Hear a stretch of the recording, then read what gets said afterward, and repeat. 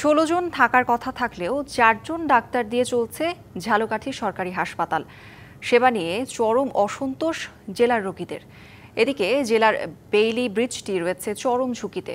তবে ভ্রমণ পিপাসুদের কাছে বেশ জনপ্রিয় জেলার ভাসমান পেয়ারার বাজারগুলো। নদী ভাঙন রোধ, সড়ক সংস্কার ও বিনোদন কেন্দ্র গড়ে তোলার দাবি জেলাবাসীর। সমস্যার সমাধানে কাজ করার কথা বলছে প্রশাসন।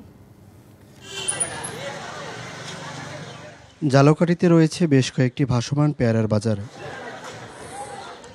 এর মধ্যে অন্যতম জনপ্রিয় ভীমরুলি, আটঘর ও কুরিয়ানা বাজার। জেলার বড় ভাসমান বাজার ভীমরুলিতে প্রতিমন পেয়ারা ৮০০ থেকে ১২০০ টাকা দামে বিক্রি করছেন চাষিরা। পেয়ারা, আমরা, গইয়া, লেবু, কলা এই দিয়ে জীবিকা নির্বাহ করে। বাগান হইছে, ফলন হয় না বেশি, ফলন হয়েছে কম। গেল ৩-এর ১ হয়েছে। ফলন কম হইলেও বাজার দরটা খুব ভালো আছে। যেমন ৮০০ থেকে ১,০০০ টাকার মধ্যে এখন বর্তমান বাজার দর আছে। কৃষি কর্মকর্তারা বলছেন পেয়ারা থেকে জেলি তৈরির উদ্যোগ নেওয়া হচ্ছে। এবং এখানে আমরা কৃষকদের আসলে কৃষি বিভাগ যে উপসরি কৃষি কর্মকর্তা রয়েছেন, আমরা উপজেলা পর্যায়ে যারা রয়েছে, আমরা এদেরকে সার্বক্ষণিকই এই সেবা দিয়ে আসছি। এদিকে জেলার সাথে বরিশাল খুলনা আঞ্চলিক মহাসড়কের সংযোগ সেতুটি ঝুঁকিপূর্ণ। বেইলি সেতুটিতে ৭ টনের বেশি পণ্য নিয়ে যান চলাচল নিষিদ্ধ থাকলে নেই তদারকি। যে কোনো সময় সেতুটি ভেঙে পড়তে পারে এমন শঙ্কা স্থানীয়দের। প্লেট পরে, নাট পরে, মানুষ অ্যাক্সিডেন্ট হয়, হাইন দিয়ে পরে গাড়ি, এটার কোনো কিছু দেই না। এটা দিয়ে প্রশাসনের লাভ হইতে আছে। যেমন প্রতি মাসে ২-৩ প্লেট চেঞ্জ করলেই তারা যে টাকা খরচ করে তার ৩ গুণ পাইতে আছে। এদিকে জেলার স্বাস্থ্যসেবা একেবারে নাজুক। সদর হাসপাতালে ১৬ জন চিকিৎসকের পদ থাকলেও কাজ করছেন মাত্র ৪ জন। লিফট চালু করতে না পারায় অব্যবহৃত অবস্থায় পড়ে আছে ২৫০ শয্যার নতুন ভবনটি।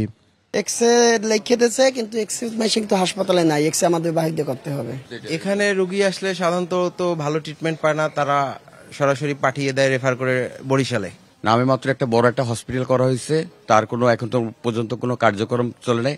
নদীবেষ্টিত ঝালকাঠির অধিকাংশ জায়গায় নেই টেকসই বেড়িবাঁধ, নেই বিনোদন কেন্দ্র।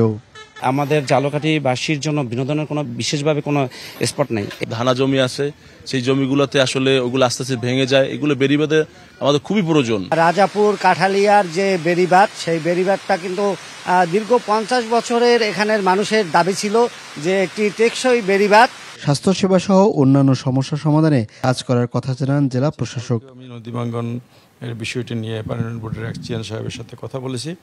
তাকে বলেছি যে সমস্ত জায়গাগুলোতে এখন আমাদের প্রজেক্টটা আওতাভুক্ত নয়, সেগুলো এস্টিমেট করে দ্রুত আমরা পার্লামেন্ট বোর্ডের যে হেড অফিস তাদের আছে সেখানে পাঠানোর জন্য আশা করি সেটা আপনারা পাঠাতে বলে সেখান থেকে বরাদ্দ সাপেক্ষে আমরা কাজ করতে পারব। Mohaiminul Khan Apu, DBC news, Jhalakathi.